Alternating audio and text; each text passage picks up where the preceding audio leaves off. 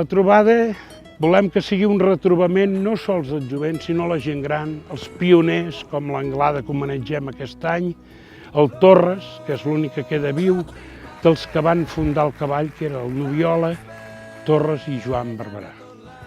I volem que aquesta gent, ells ho van pretendre per ser una trobada de germanor, perquè es poguessin veure. Llavors és com van crear, per ser del grup Cavall Bernat, només es necessita una condició, fer cim al Cavall Bernat. Llavors es podran fer cavallistes. I sobretot que vingui el jovent, que cada dia hauria de venir més. La meva il·lusió més gran és que d'aquí 10-15 anys, com ja no ho portem, puguin dir, coi, que ells ho van deixar ben arreglat i això té una continuïtat d'anys, anys i panys i donar-ho a conèixer no sols a Catalunya, sinó a tot Espanya.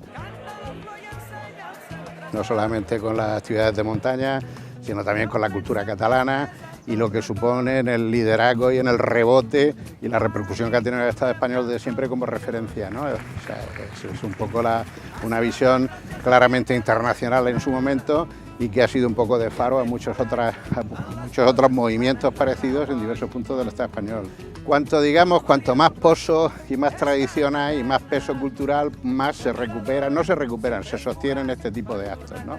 Pues te das cuenta que es extraordinario lo que ha pasado aquí. Montserrat es una leyenda en el mundo del alpinismo en el planeta Tierra, especialmente en Europa, ¿eh?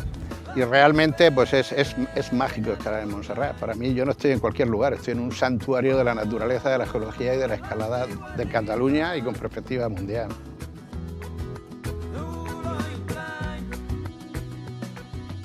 Home, el Cavall Bernat va significar una cosa molt important per mi, perquè quan vaig començar a escalar aquí a Espanya l'any 53-54, el Cavall Bernat era una cosa important i només eren els escaladors molt bons que pujaven al Cavall Bernat. I vam disfrutar molt i em sembla que va ser el tiro de sortida de les escalades que he fet després.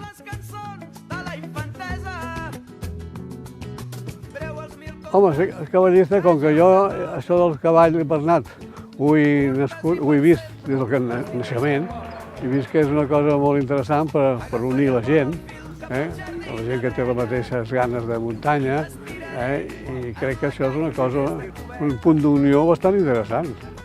Soc pescador de Muguet, iris i deliris, una cançó, un tot, una flor quan tu miris. La transversalitat que té la federació aporta aquesta actitud de la cultura excursionista, una cultura excursionista lligada a l'esport i un esport com l'escalada. Podem tindre les competicions d'escalada, no hem d'oblidar que l'escalada anirem a Tòquio 2020 com a esport olímpic, però avui dia l'escalada, el referent de l'escalada són els grans escaladors que ha tingut la muntanya Montserrat i arreu del territori català. Això ha fet que tinguem una cantera molt bona i aquesta tradició de 40 anys del Cavall Bernat pot desembocar en el jovent que fa una nova renovació de la gent del Cavall Bernat.